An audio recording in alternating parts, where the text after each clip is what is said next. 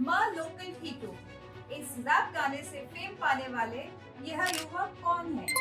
जी हाँ, ये है बालेंद्र शाह, जिन्हें लोग प्यार से बालेन बोलते हैं। यह गाना बालेन की शुरुआती हिट्स में से एक है, जो रैपर से पॉलिटिशियन बनने की जर्नी का एक अहम हिस्सा है, जहां वह आम लोगों की आवाज बनकर उभरे। बालेन नेपाल की राजनीति में एक उभरता हुआ चेहरा है, जो रैपर से इंजीनियर, काठमांडू के मेयर और अब प्रधानमंत्री पद के मजबूत दावेदार बन चुके हैं। 35 वर्षीय बालेन का जन्म 27 अप्रैल 1990 में नरदेवी काठमांडू में हुआ। बालेन ने नेपाल में सिविल इंजीनियरिंग की पढ़ाई की और उसके बाद भारत के कर्नाटक स्थित बीटीयू से स्ट्रक्चरल इंजीनियरिंग में मास्टर्स की डिग्री 2022 में निर्दलीय उम्मीदवार के रूप में और नेपाल के इतिहास में सबसे युवा काठमांडू के मेयर बने। मेयर रहते हुए उन्होंने शहर में टैक्स सुधार, ट्रैफिक प्रबंधन, कचरा सफाई और शहरी विकास पर सख्त कदम उठाए, जो विवादास्पद भी रहे। लेकिन युवाओं में यह कदम काफी लोकप्रिय भी हुए। 2026 के आम चुनावों में राष्ट्रीय स्वतंत्र पार्टी आरएसपी के नेता के रूप में उन्होंने पूर्व प्रधानमंत्री केपी शर्मा ओली को झापा 5 सीट से 50,000 प्लस वोटों से हराया। आरएसपी की भारी जीत के बाद बालेन अब नेपाल के सबसे युवा प्रधानमंत्री बनने की ओर अग्रसर हैं। यह जेनजी विरोध से उपजे बदलाव का प्रतीक है, जो पुरानी राजनीतिक व्यवस्था के खिलाफ युवा क्रांति का प्रतिनिधित्व करता है। वो नेपाल की राजनीति का महत्वपूर्ण चेहरा बन गया है। रैप सिंगर से काठमांडू के मेयर और फिर नेपाल के प्रधानमंत्री बनने के रास्ते का सफर कैसा रहा है? भारत के साथ नेपाल के रिश्ते और उत्तराखंड से नेपाल के नरम गरम रिश्तों को समझने के लिए हम आपके साथ अपने व्यूज को साझा कर रहे हैं। आप देख रहे हैं भारत न्यूज लाइव का अंतर्राष्ट्रीय संस्करण। सितंबर 2025 में नेपाल में बड़े पैमाने पर युवा नेतृत्व वाला आंदोलन हुआ, जिसे जेनजी विरोध या जेनजी आंदोलन कहा गया। सबकी शुरुआत हुई 4 सितंबर 2025 को, जब सरकार द्वारा फेसबुक, इंस्टाग्राम, यूट्यूब, व्हाट्सएप समेत 26 सोशल मीडिया प्लेटफॉर्म पर प्रतिबंध लगा दिया गया।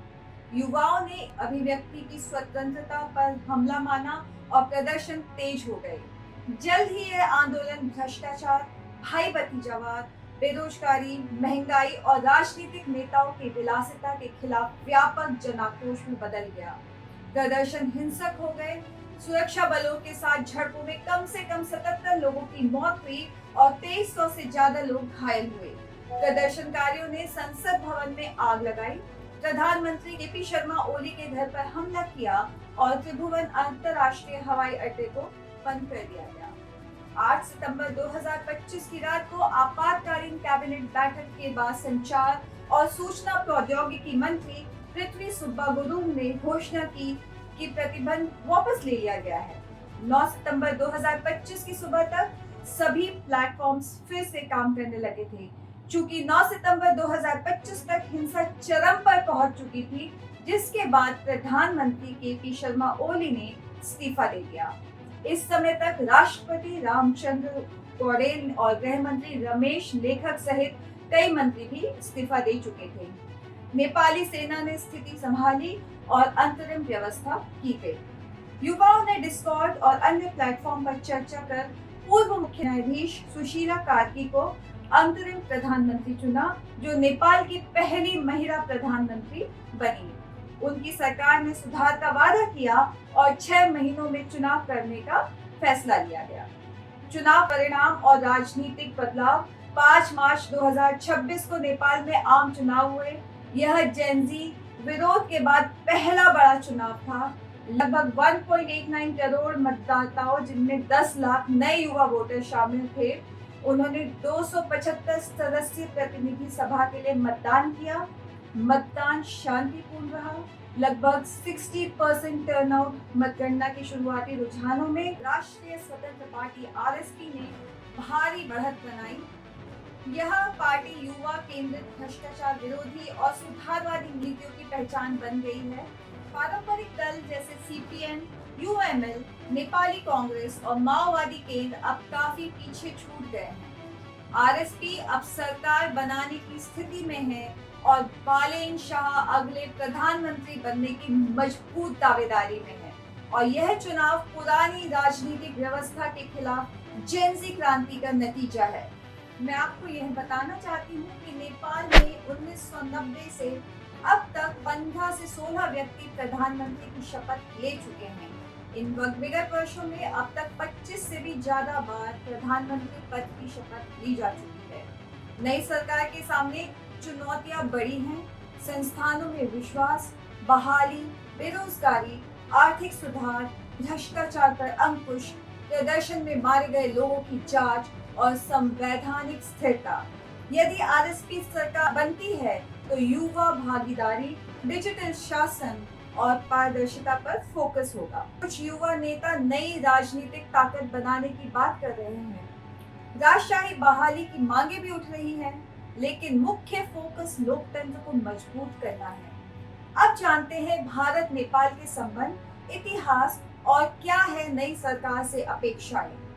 भारत और नेपाल के बीच गहरे सांस्कृतिक, धार्मिक, भाषाई और लोगों के बीच संबंध है।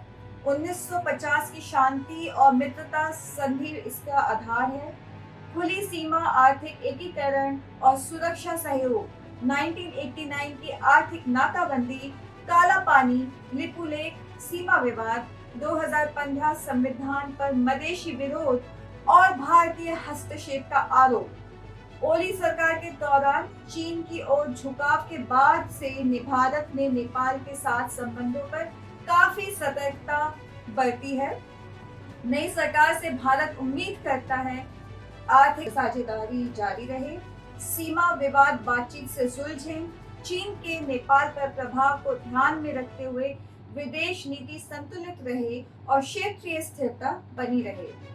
बालेन शाह के सुधारवादी रुख से तटस्थ और विकास केंद्रित संबंध मजबूत हो सकते हैं। ऐसा माना जा रहा है कि भारत नेपाल की स्थिरता के लिए सहयोग जारी रहेगा। आइए जानते हैं इन राजनीतिक गतिविधियों का उत्तराखंड पर प्रभाव क्या होगा। यहाँ की सीमा, प्रवास और आर्थिक चुनौतियों के बारे में जानते हैं। उत्तराखंड जो नेपाल से 263 किलोमीटर सीमा साझा करता है, पिथौरागढ़, चंपावत, उधम सिंह नगर जिले जो नेपाल के राजनीतिक बदलाव से सीधे प्रभावित हो सकते हैं। मुख्य प्रभाव, सीमा सुरक्षा और बंदिशें। चुनाव के दौरान 3 से 5 मार्च 72 घंटे की सीमा बंदी लगाई गई थी, जिससे व्यापार रुका रहा। नई सरकार के राष्ट्रवादी रुख से ग्रेटर नेपाल नक्शे की बहस तेज हो सकती है। यह ऐतिहासिक रूप से कुमाऊं गढ़वाल क्षेत्रों, काला पानी, लिपुलेख दर्रा को शामिल करता है।